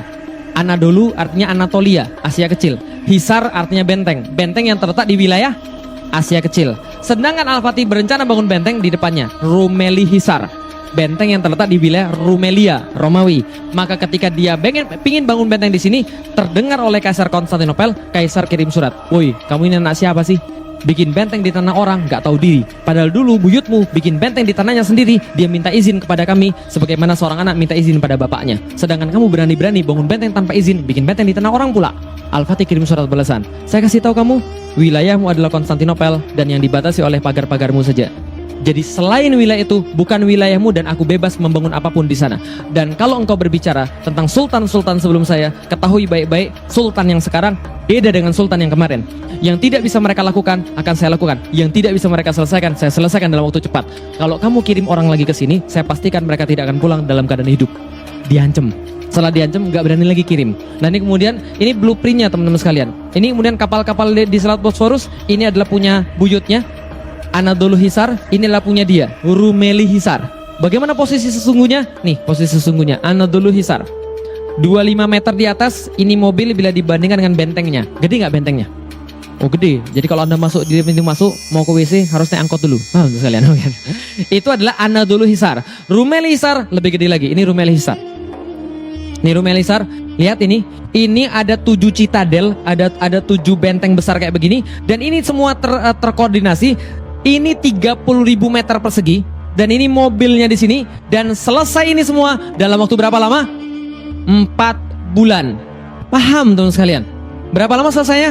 4 bulan. Anda ngelihatnya mungkin biasa, tapi kalau dilihat dari atas, ini dari atas ini membentuk nama Muhammad. Lihat, mim, ha, mim, dal. Dari atas nanti kelihatan namanya Muhammad, gitu kan ya. Ini benteng terkoordinasi. Saya pernah datang ke sini teman sekalian. Ini tingginya sekitar 60-an meter sampai ke atas. Saya pernah datang ke sini, salah naik angkot. Salah naik angkot, serius, salah naik angkot. Yang di atas jurusannya Rumeli Hisarius tuh, yang di bawah Rumeli Hisar. Yang saya naik ke sini. Pas saya naik sini, ya Allah, salah naik angkot sampai di atas. Gak apa-apa, kita bisa masuk dari sini, ada pintu masuk. Masuk ke sini, ternyata udah ditutup lama, digembok. Terpaksa turun ke bawah, lihat sini. Ya Allah, lutut saya mau putus sama sekali. Serius. Itu tinggi sekali. Yang saya bayangin, gimana caranya ngangkat batu-batu besar ke atas itu, lalu kemudian menumpuk-numpuk jadi seperti ini 4 bulan. Kalau dia nggak serius nggak akan jadi. Paham tuh sekalian? Ini selesai dalam waktu 4 bulan. Selesai 4 bulan, orang-orang menyebut dengan nama Boas Kesen. Artinya adalah pemotong kerongkongan. Kesen artinya kerongkongan. Boas artinya kerongkongan atau Bosforus. Kesen pemotong tenggorokan. Setelah selesai jadi semua ini, struktur yang luar biasa ini, tapi namanya anak muda, tetap ada masalah. Betul begitu? Kalau dalam film-film kan anak muda pasti punya masalah. Kan ditanya, apa masalahnya? Nih masalahnya teman sekalian. Tembok Konstantinopel yang sudah saya bilang tadi, dibuat pada tahun 300, nggak pernah jatuh sampai tahun 1453. Perfect selama 1123 tahun. Bayangkan teman sekalian, berapa lama? 1123 tahun perfect, nggak ada yang mengalahkan. Lah kenapa? Bayangkan, jangan tahun ini bayangin ya. Bayangin pada tahun 300 sampai tahun 1400. Ada satu struktur tingginya 18 meter. Kebayang nggak teman sekalian? 18 meter, kalau ada artis di situ, ini artisnya kira-kira. Kok kecil banget Ustaz? Iya, itu artisnya nih. Jadi kalau ini 18 meter, nggak hanya kemudian 18 meter, 3 lapis. Lapis pertama parit. Anda bawa kuda berhenti di sini, mohon maaf. Di sini paritnya 20 meter, dalamnya 10 meter. Kalau Anda nekat berenang, dipan ada di sini. Oh, tapi tenang Ustaz, saya punya batu akik yang sakti. Oh ya, boleh. Nah, batu akik sakti, Anda di mana nggak mempan ya. Anda naik ke sini, berantem di sini, lempar batu di sini, lempar minyak di sini, dibakar di bawah.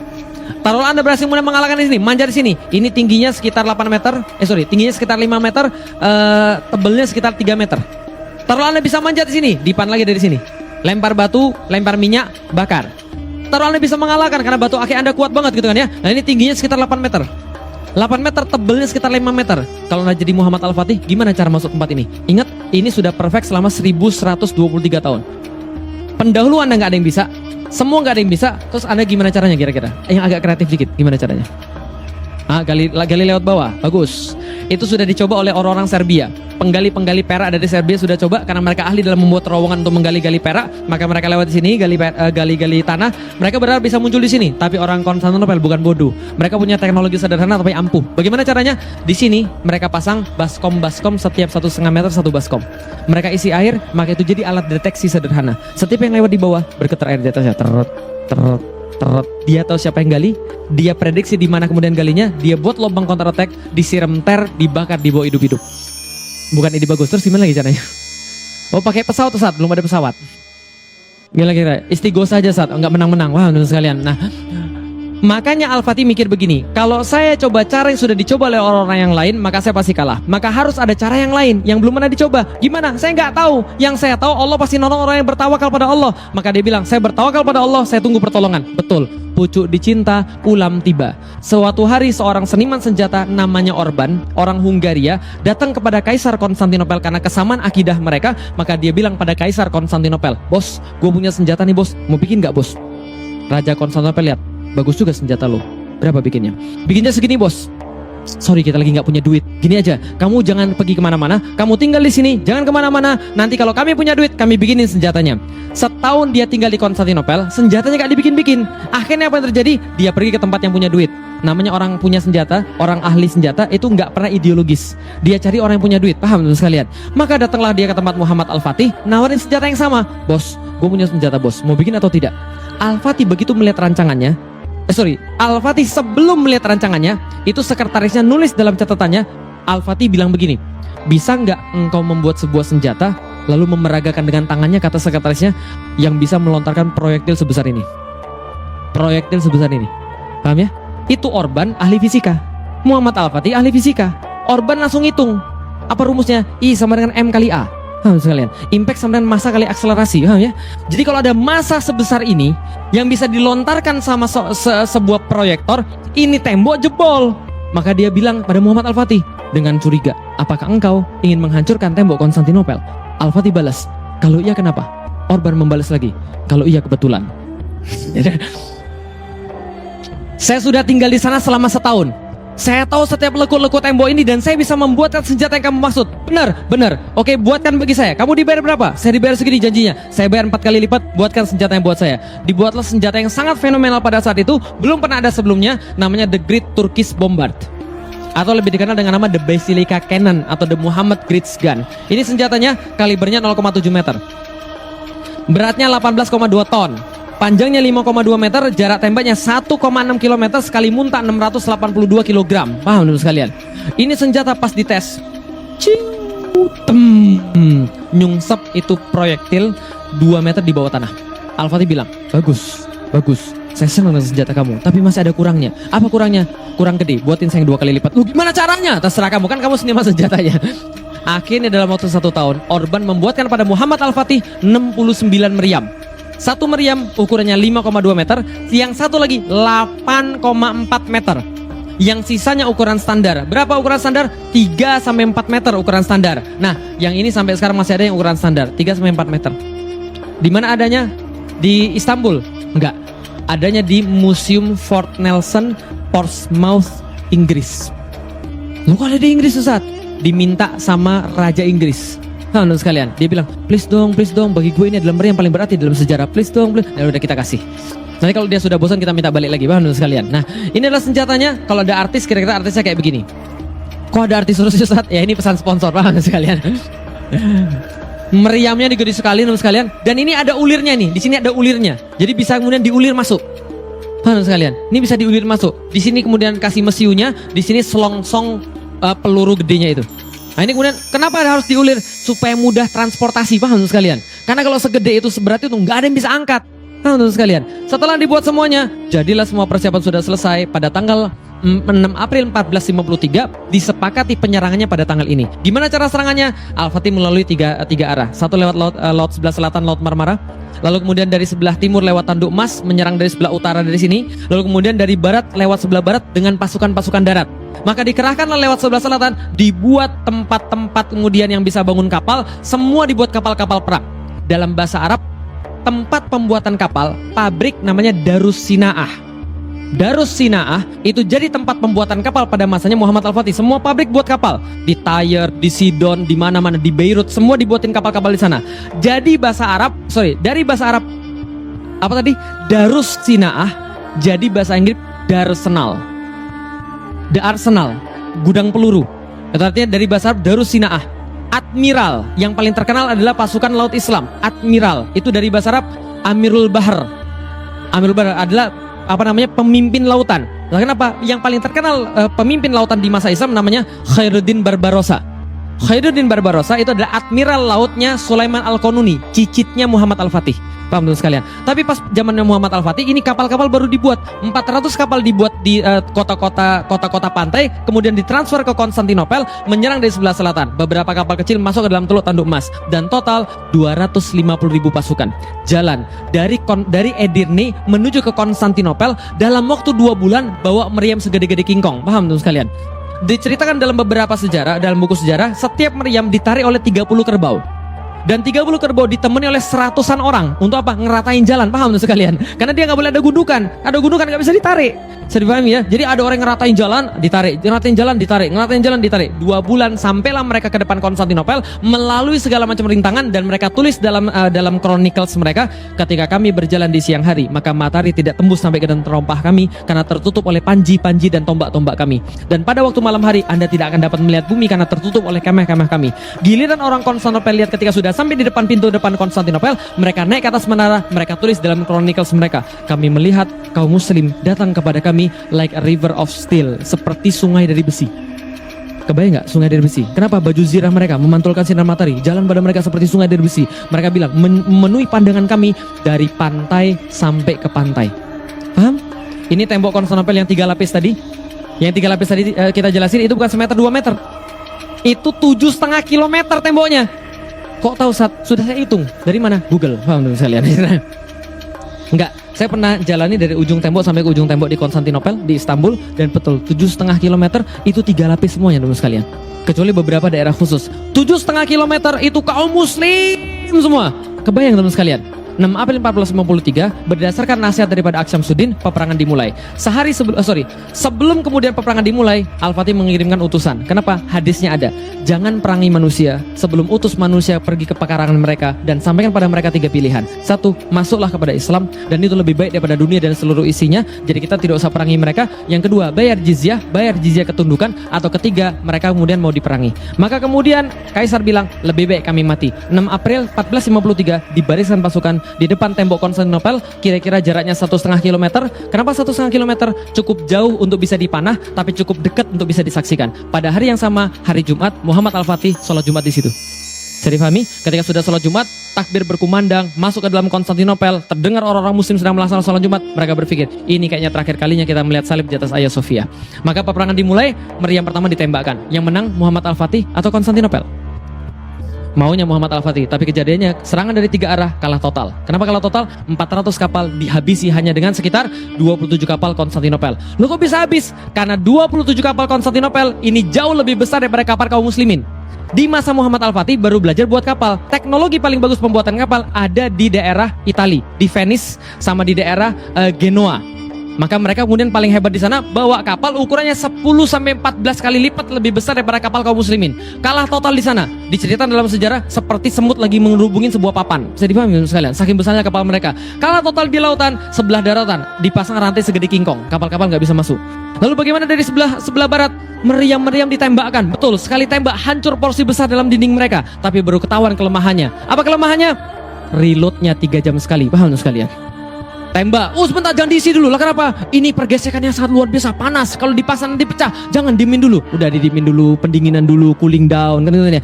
3 jam sekali baru bisa tembak lagi. Bayangkan, 7,5 kilometer, 69 meriam. 100 meter 1 meriam, nggak bisa jebol. Lah kenapa? Jebol hancur semen, jebol hancur semen, tembak hancur semen, tembak hancur semen. Paham teman sekalian? Semua itu nggak terjadi kemudian yang mereka harapkan. Dari tanggal 6 April 1453 sampai tanggal 20 April 1453, 2 minggu mereka di depan tembok. Mereka pikir mereka bisa menang, ternyata kalah total. Temboknya terlalu perkasa bagi mereka. Dari situ yang mereka lihat bukan kemenangan. Apa yang mereka lihat? Mayat-mayat bergelimpangan. Kemudian logistik bertambah sedikit. Penyakit-penyakit mulai muncul. Orang-orang mulai kemudian kehilangan semangat tempur. Mulai muncul masa-masa suara-suara sumbang. Tahu suara-suara sumbang? Kalau pernah naik gunung? Pernah naik gunung? Naik gunung tuh paling susah pas baru mulai, di tengah, atau pas udah mau nyampe. Yang sering naik gunung di bawah, di tengah, atau pas udah mau nyampe? Yang pernah naik gunung pasti pas bentar lagi mau nyampe udah kelihatan itu ujungnya. Itu tiba-tiba ada yang ngomong, pulang yuk bro. Gue udah pusing banget nih bro. Kayaknya gue gak bisa lanjut lagi nih bro. Pernah gak dengarnya begitu? Banyak sekali, itu pasti ada yang begitu. Ingat baik-baik, kalau antum punya proyek besar atau kalau antum mau hijrah, pas antum baru mau nyampe itu masih ada ujian. Mesti ada ujian. Muncul suara-suara sumbang dan biasanya pakai dalil. Kan bukannya Allah tidak membebankan kepada kita apa yang tidak tahu kita tanggung gitu kan. Sama kayak di situ, muncul suara-suara sumbang. Pulang aja yuk. Kayaknya kita nggak bakal menang deh. Muhammad Al-Fatih ini kurang ajar, masih muda, ambisius. Gara-gara dia banyak yang mati. Gara-gara dia banyak kemudian meninggal. Gara-gara anak muda yang ambisius ini. Muncul suara-suara sumbang dan Al-Fatih tahu yang paling berbahaya dalam perang bukan kehilangan logistik, bukan kehilangan senjata, tapi kehilangan mental. Maka dia kumpulin seluruh panglima-panglimanya dia rapat. Oke, sampaikan pada saya. Apapun yang Anda mau, sampaikan pada saya. Kita lanjut atau kita pulang. Nggak ada yang berani ngomong. Lah kenapa? Al-Fatih itu 21 tahun tapi temperamental. Siapa yang kemudian macam-macam itu bisa dihukum sama dia. Gak ada yang berani ngomong. Yang berani ngomong cuma satu orang, namanya Khalil Pasha. Khalil Pasha datang pada Muhammad Al-Fatih. Khalil Pasha ini penasehat semenjak zaman bapaknya. Sudah sepuh banget, sudah senior. Dia bilang, Muhammad, bukankah saya adalah penasehat dari zaman bapakmu? Iya. Muhammad, saya melihat kamu dari kecil. Saya melihat kamu tumbuh jadi dewasa, menjadi seorang panglima yang diharapkan oleh umat. Gak ada yang bisa memimpin semua ini kecuali kamu di masa depan. Lalu dia bilang begini, tapi dari tadi tuh saya lihat kamu tuh keras kepala luar biasa. Kamu itu membawa pasukan menuju jurang kehancuran. Kalau kamu tetap keras kepala seperti ini. Belakangan diketahui dia sudah disogok oleh Yunani. Lalu kemudian dibilang nih, pulang saja. Kita ambil kemudian upeti dari mereka, kita balik lagi. Al-Fatih nggak suka. Sebelum selesai ngomong orang ini, orang sepuh ini, meja dibanting. Duar! Seorang mualaf namanya Zaganos Pasha. Zaganos Pasha bilang gini, jangan dengarkan kata-kata dia. Dia hendak memadamkan semangat dari dalam diri kita. Ingat baik-baik, kita datang tidak pernah berharap untuk kembali selain hidup mulia atau mati syahid. Dan saya tidak mau kita kalah di bawah tumpukan batu-batu ini. Kalau seandainya mereka punya bantuan, kita punya Allah. Dan kalau kita punya Allah, kita tingkatkan serangan, kita tingkatkan tekanan pada mereka, insya Allah kita menang. Lanjut atau pulang? Lanjut atau pulang? Lanjut perang atau pulang? Nah, kalau gitu kita lanjut juga, sekalian. Oke, baik, kalau gitu kita lanjut. Masalahnya adalah ini nggak bisa ditembus sama sekali. Salah seorang penasihat Muhammad Al-Fatih bilang, gini Pak, kenapa di sini nggak bisa ditembus? Karena mereka semua berkumpul di belakang sini. Tiap kali ada kerusakan pada tembok, mereka sudah biasa memperbaiki. Maka mereka cepat memperbaiki. Andaikan kapal kita bisa masuk ke sini, Pak, kita bisa nyerang dari sebelah utara. Kalau kita nyerang dari sebelah utara, tembok di sini nggak 3 lapis, cuma 1 lapis saja. Kalau kita bisa serang dari utara, pasukan bertahan terpaksa terpecah ke sebelah utara, dan di sini nggak akan mudah direparasi seperti semula. Ini caranya. Oke, kalau gitu, masalah apa? Masalahnya, bro, di situ ada apa? Rantai segede kingkong. Terus gimana caranya? Potong rantainya. Rantai segini gini, Pak. Nggak bisa. Tabrak pakai kapal Mukaram. Loncat, emang lumba-lumba apa sekalian? Nggak bisa, semua orang sudah coba, nggak bisa. Lalu kemudian di tengah-tengah stalemate itu mereka down lagi. Al-Fatih bilang begini, tenang, saya sudah mikir ini dari semalam kok. Loh, sudah mikir? Iya. Gimana caranya? Gampang. Kita kan punya kapal. Kapal kita parkirin dulu di Galata. Setelah parkirin di Galata, kapalnya kita angkat. Lalu kita balikin lagi ke laut. Mudah bukan? Pasukannya bilang begini, kenapa saya nggak kepikiran ya? Tapi mohon maaf wahai Sultan, apakah Sultan lupa kalau Galata ini sebuah bukit 60 meter, Pak? Al-Fatih katakan, saya tahu itu sebuah bukit. Tapi kalau seandainya Anda saja tidak mengira itu terjadi, apalagi orang-orang Konstantinopel, mereka nggak bakal ngira. Dan Anda harus tahu, Muhammad Rasulullah ketika berperang itu selalu pakai strategi kejutan. Nggak pernah Rasul pakai strategi yang sama kayak orang lain. Strategi kejutan, Honda, perang Uhud, perang Badar dan sebagainya. Semua strategi kejutan, nggak ada yang sama. Kalau kita berhasil, kita bisa melakukan. Nggak mungkin, Pak. Berkatalah Muhammad Al-Fatih tentang satu quotes yang paling terkenal sampai dengan sekarang tentang Muhammad Al-Fatih. Dia bilang ini, jangan bilang pada saya mustahil kalau kamu belum coba. Kalau kamu sudah coba terus kamu mati baru mustahil. Oh enggak, itu bagian saya, itu tambahan saya. Quotes-nya adalah, jangan bilang pada saya mustahil kalau kamu belum coba. Langsung akhirnya disepakati 21 April 1453 disepakati kapal-kapal ditarik dari Selat Bosforus menuju pada Teluk Tanduk Mas. Hasilnya apa yang terjadi teman sekalian? 22 April 1453 kapal pindah. Berapa? 72 kapal pindah dari Selat Bosforus kepada Teluk Tanduk dalam waktu berapa lama? 1 malam. Berapa lama? satu malam 22 April 1453 menjelang kemudian sinar matahari kemudian naik, maka orang Konstantinopel kaget kebangun dari tidurnya karena mendengarkan takbir dari atas Bukit Galata. Lalu mereka lari tunggang langgang naik ke atas menara, mereka lihat ke atas Bukit Galata, yang mereka lihat horor. Lah kenapa? Mereka lihat bendera la ilaha illallah Muhammad Rasulullah sudah berkibar di situ. Lihat ke bawah, yang mereka lihat sebuah pemandangan yang merenggut nyali mereka semuanya. Lah kenapa? Kapal-kapal perang berbaris satu persatu masuk dalam wilayah mereka yang mereka kira selama ini paling aman, berubah menjadi wilayah paling berbahaya bagi mereka. Maka mereka bilang Muhammad Al-Fatih orang gila. Lah kenapa? Muhammad Al-Fatih melebihi Alexander Agung. Alexander Agung membawa kapal-kapalnya melalui ombak-ombak lautan, sementara Muhammad Al-Fatih menggunakan bukit-bukit sebagai pengganti ombak-ombak. Muhammad Al-Fatih gila. Maka mereka katakan Konstantinopel is over, Konstantinopel sudah selesai. Maka tapi belum selesai, peperangan dilanjutkan sampai pada tanggal 27 Mei 1453. Dari 6 April 1453 sampai 27 Mei 1453, hampir 2 bulan mereka berperang di sana. Pada tanggal 27 Mei 1453, Al-Fatih berhasil membuat satu lubang yang sangat besar di tengah-tengah tembok Konstantinopel karena tadi pasukannya sudah beralih ke sana. Lantas lubang ini nggak mungkin bisa diperbaiki lagi. Maka Al-Fatih katakan berhenti perang pada tanggal 27. Berhenti perang, besok semua berpuasa sunnah. Doa pada Allah. Berpuasa sunnah, doa pada Allah, minta penaklukan ini. Lah kenapa? Aku lebih baik tidak memimpin apapun kalau aku tidak punya kota ini. Aku pengen kota ini. Jangan kemudian kalian gak puasa, semuanya puasa. Maka pada tanggal 28 semuanya berpuasa sunnah.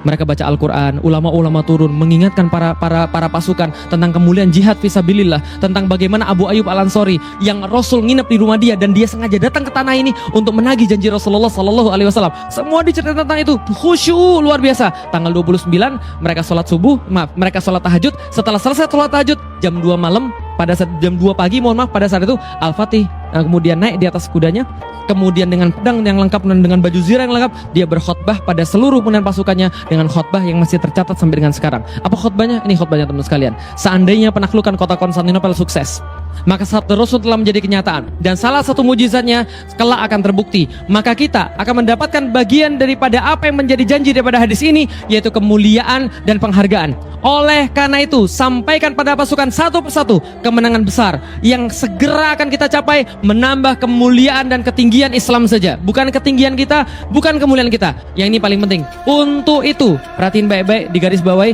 Untuk itu, wajib bagi setiap pasukan menjadikan syariat selalu di depan mata dia. Dan jangan sampai ada yang bermaksiat. Karena Allah tidak akan memberikan kemenangan pada orang yang bermaksiat. Jangan maksiat. Kalau Anda maksiat, Allah tahan kemudian pertolongan Allah. Jangan maksiat. Jangan maksiat. Lah kenapa? Jangan mengusir tempat-tempat peribadatan orang. Jangan membunuh para wanita. Disampaikan nasihat-nasihat semuanya. Kemudian disiapkan pasukannya. Jam 2 berperang. Al-Fatih membagi 3 pasukannya untuk menyerang Konstantinopel. Yang pertama buat capek, yang kedua buat capek, yang ketiga sudah disiapkan beneran. Siapa yang gelombang pertama? Namanya pasukan Azab. Pasukan Azab dalam bahasa Indonesia pasukan jomblo, paham teman sekalian? Nah, jadi kalau jomblo di zaman dulu itu pengen cepat mati. Lah kenapa? Hidup terlalu menderita, pengen cepat mati aja, paham teman sekalian? Jadi kalau ada zaman sekarang nggak mau nikah, nanti kalau seandainya khilafah sudah tegak, anu jadi pasukan paling depan, paham teman sekalian? Jomblo cepat mati kan? Kenapa? Supaya berakhir penderitaan saya, paham teman sekalian? Itu dia. Pasukan Azab yang pertama jam 2 sampai jam 4 dibatasi. Jam 4 kemudian setelah kemudian pasukan Azab, pasukan yang kedua pasukan Sipahi, bersenjata lengkap, berzirah lengkap, maju ke depan. Mereka buat pasukan capek, tapi tetap nggak menang juga. Jam 6 dikeluarkan pasukan yang terakhir. Apa namanya? Inkisaria, Yeniseri, 7.000 pasukan tadi yang sudah disiapkan. Kemudian Bismillah pergi. Yang terjadi adalah sebelum matahari bersinar dari sebelah timur, Al-Fatih memenangkan kemudian pertarungan, masuk ke dalam kota. Ini tempat masuknya, lalu mengucapkan Alhamdulillah, semoga Allah merahmati para syuhada, memberikan kemuliaan pada mujahidin, serta kebanggaan dan syukur buat rakyatku. Lalu kemudian dia masuk ke dalam kota, dia diinginkan kemudian gurunya, ini Aksyamsuddin digambarkan seperti ini, dengan kuda putihnya, dengan baju zirah lengkapnya, dengan bendera tauhid, la ilaha illallah Muhammad Rasulullah. Mungkin di sini ada tambahan inna fatahna laka fatham mubina. Ini kemudian bendera Utsmani, warnanya merah, dihiasi kemudian dengan kalimat tauhid. Jadi kalau kemudian ada yang teman-teman lihat kemarin aksi ada bendera merah itu, mereka sudah bilang pada saya, kami pengen bawa bendera Utsmani yang warna merah. Monggo silakan saja, agar jangan bawa bendera LGBT aja, paham sekalian. Oke. Nah, kemudian ketika kemudian masuk bendera yang kemudian ke dalam kota, Al-Fatih dengan kudanya masuk ke dalam kota, langsung menuju ke Hagia Sophia. Diceritakan dalam sejarah, Al-Fatih menoleh ke kiri dan menoleh ke kanan. Menoleh ke kanan, Masya Allah. Menoleh ke kiri, Masya Allah. Menoleh ke kanan lagi, Masya Allah. Masya Allah, Masya Allah. Dia merasa nggak percaya. Lah kenapa? Bahwa dirinya sudah dipilih menjadi panglima yang terbaik. Lurus kemudian menuju kepada Hagia Sophia. Sampai di depan Hagia Sophia, di jantung kota itu. Kemudian dia turun daripada kudanya, tidak dapat menahan rasanya. Lalu kemudian duduk bersujud ke arah Makkah, melepas sorbannya, mengambil segenggam tanah Konstantinopel, menaburkan ke atas kepala dia. Lalu berkata bahwa dia cuma manusia, dia nggak ada yang lain. Allah yang memberikan penaklukan ini. Masuk ke dalam gereja, kemudian dia temu di sana banyak sekali perempuan-perempuan menangis, anak-anak menangis. Mereka kira mereka bakal mau dibunuh. Lah kenapa? Ingat 1453 penaklukan Konstantinopel. Di saat yang sama Spanyol direkonquista. Spanyol ditaklukkan kembali oleh orang-orang Spanyol. Maka kemudian orang-orang banyak dibunuh di sana. Orang di sini merasa mereka akan dibalas dendam lalu dibunuh juga. Al-Fatih katakan, tenang, keluar kalian semua daripada gereja. Yang pengen tetap tinggal di kota ini, properti mereka tidak akan diganggu. Yang pengen keluar daripada kota ini, kami jamin nyawa mereka sampai di depan pintu gerbang kota. Kami akan jaga nyawa mereka, silakan keluar daripada kota ini. Tapi kami minta tempat ini dijadikan sebagai masjid. Coba lihat baik-baik, tempat terbaik dijadikan sebagai masjid. Tempat terindah, termegah dijadikan sebagai masjid. Mental orang-orang Indonesia sekarang masjid ditaruh di tempat yang paling sisa. Mall-mall gitu kan ya, dekat pipa-pipa gitu kan ya, dekat paling atas tempat-tempat yang nggak tahu tempat itu tempat apa. Nah ini tempat yang paling bagus jadi masjid, Masya Allah. Ingat baik-baik, kalau masjid sudah lebih jelek daripada rumah Anda, wajar Anda nggak betah ke masjid. Masjid itu harus lebih bagus daripada rumah Anda supaya Anda betah ke masjid. Bisa dipahami teman sekalian. Maka kemudian dilantiklah jadi masjid, tempat paling indah teman sekalian. Dibersihin di hari yang sama. Pagi-pagi dibersihin, dicuci, dibersihin semua. Lalu kemudian diturunin, kemudian berhala-berhala, patung-patung diturunin. Kemudian gambar-gambar yang nggak benar ditutupi dengan lumpur semuanya. Dibuatin satu tempat mihrab, digeser 9 derajat arah dari Masjidil Aqsa menuju pada Masjidil Haram. Karena orang-orang zaman dulu mereka buat gereja arahnya ke Masjidil Aqsa. Digeser pada Masjidil Haram, setelah 9 derajat digeser Masjidil Haram, semua sudah selesai pas asar di hari yang sama. Selasa 29 Mei 1453 berkumandang azan pertama kali di Konstantinopel. Allahu Akbar, Allahu Akbar. Dan sampai sekarang nggak selesai. Tapi sayangnya tempat ini sekarang dijadikan sebagai museum. Alhamdulillah sekalian, nunggu pemberani-pemberani yang datang daripada kaum muslimin membalikkan lagi menjadi sebagai sebuah masjid. Bisa dipahami sekarang? Oke, pertanyaan saya sederhana. Antum kayak dengar sebuah kisah dongeng gitu ya? Dari tadi gitu. Ini kayak dongeng Ustaz, kayaknya nggak mungkin. Ini kejadian nyata. Saya tulis dalam buku saya Muhammad Al-Fatih 1453. Yang nanti kalau mau ada di luar iklan. Enggak, itu promosi, paham ya? Oke. Lihat baik-baik, Ini Hagia Sophia. Ini Hagia Sophia sekarang. Ini dulu bagi Muhammad Al-Fatih namanya Kizil Elma. Kizil Elma artinya apel merah. Puncak pencapaian tertinggi seorang Muhammad Al-Fatih dalam menaklukkan Konstantinopel, lalu kemudian mengambil Hagia Sophia. Bisa dipahami sekalian? Coba lihat. Ini dulu nggak ada yang pensil-pensil ini nggak ada. Ini struktur-struktur ini nggak ada. Karena ini struktur tambahan semua nih. Struktur tambahan semua. Yang asli cuma ini doang nih. Ini struktur aslinya nih. Ini Hagia Sophia. Coba lihat baik-baik. Materi semua yang saya ceritakan pada Anda tadi pengantar materi utama. Pengantar doang, iya. Apa materi utamanya? Nih materi utamanya. 54 hari perang, 825 tahun penantian. Lihat baik-baik. 54 hari mereka perang, 825 tahun penantian. Maksudnya seperti apa? 54 hari mereka perang, kukuh di sana dengan berbagai macam cobaan yang lebih luar biasa lagi, 825 tahun penantian. Maksudnya semenjak keluar dari lisan Rasulullah Sallallahu Alaihi Wasallam, la tuftahanal Konstantinia, akan ditaklukkan Konstantinopel bagi kalian, wahai umatku, akan ditaklukkan Konstantinopel. Saat itu orang Yahudi tertawa terbahak-bahak, bilang Muhammad gila, stres, ngayal, gak mungkin. Paham antum? Cuma segelintir orang yang percaya pada beliau, para sahabat, mereka percaya pada beliau, mewariskan dari generasi demi generasi tanpa bosan. Nak, Rasul bilang begini, nak, Rasul bilang begini, nak, Rasul bilang begini, terus menerus sampai 825 tahun. Ada orang yang memegang janji itu, kemudian 825 tahun kemudian seorang anak berusia 21 tahun masuk ke dalam kota lalu berbicara, Rasul kami tidak pernah bohong. Paham teman sekalian? Cuma untuk bukti nih, lihat 825 tahun. Semua cerita tadi untuk cuma buktiin satu hadis Rasulullah Sallallahu Alaihi Wasallam. Rasul kami tidak pernah bohong. Kalau dia sudah bilang akan kejadian di masa depan, kami yakin sebagaimana kami yakin bahwa kami pasti mati, dan kami yakin sebagaimana kami yakin bahwa Allah adalah Tuhan kami. Rasul tidak pernah bohong. Kami berusaha sebaik-baiknya. 21 tahun anak itu masuk ke dalam kota, Rasul kami tidak pernah bohong. Paham teman sekalian? Berapa lama dia berjuang? Kadang-kadang ada orang di antara kita baru 1 tahun berjuang, baru 2 tahun berjuang, baru sekali ikut aksi, baru 2 kali ikut aksi, kemudian aksi lagi disuruh, kemudian mereka bilang aksi terus. Kapan menangnya ya Ustaz? Kapan kita kemudian hebatnya ya Ustaz? Masa kita aksi terus? Antum gak sabar. Paham sekalian? Ini lu lihat, ini satu kota ini, kejayaan ini diperjuangkan 825 tahun. Berapa generasi itu? Mereka sabar menanti janji Rasulullah, gak pernah mereka ingkar, gak pernah mereka ragu. Walaupun harus lama, mati saya nggak apa-apa. Yang penting anak saya lanjut tugas saya. Alhamdulillah sekalian. 825 tahun. Antum baru hijrah setahun 2 tahun, minta janji Allah. Alhamdulillah saya. Ngayal kadang-kadang. Masya Allah. Coba kita lihat sekalian. Apa rahasia mereka? Ini rahasia mereka. They believe in something that cannot be seen by eyes. Mereka percaya pada sesuatu yang tidak dapat dilihat oleh mata. Rusaknya orang Indonesia pada zaman sekarang dan orang-orang Muslim di seluruh dunia pada zaman sekarang karena mereka mengandalkan mata dan logika untuk melihat sesuatu. Padahal Allah dan Rasulnya minta kita untuk menggunakan iman untuk melihat sesuatu. Bisa dipahami teman sekalian? Contoh, orang zaman dulu, coba lihat baik-baik. Mereka nggak pakai mata dalam meyakini sesuatu. Coba lihat, apa beda antara orang muslim dan bukan orang muslim? Yang bukan muslim mau lihat baru percaya. Yang muslim percaya baru lihat. Lihat baik-baik. Orang Yahudi disuruh pada mereka, ayo kita ke surganya Allah. Apa kata mereka? Tunjukin dulu gue surganya, baru gue percaya. Mau lihat dulu baru percaya. Bisa dipahami? Kalau anda mau lihat surga baru percaya, mati aja dulu. Paham sekalian? Tapi orang muslim tidak. Orang muslim tidak. Orang muslim sebaliknya. Sekarang saya tanya, antum percaya surga? Percaya surga? Yakin? Nanti antum lihat insya Allah. Kalau antum benar-benar yakin, antum lihat insya Allah. Orang muslim yakin baru lihat, bukan lihat baru yakin. Saya dipahami sekalian. Orang Yahudi baru lihat baru yakin, tapi setelah lihat nggak yakin juga. Muhammad, kalau kamu memang benar-benar seorang nabi, belahlah bulan bagi kami. Kalau kamu belah bulan bagi kami mau masuk Islam. Dibelah nggak sama Rasulullah? Masuk Islam nggak mereka? Oh, itulah kaum ingkar itu begitu. Makanya resolusi berapa kali pun percuma. Mereka nggak bakal taati itu.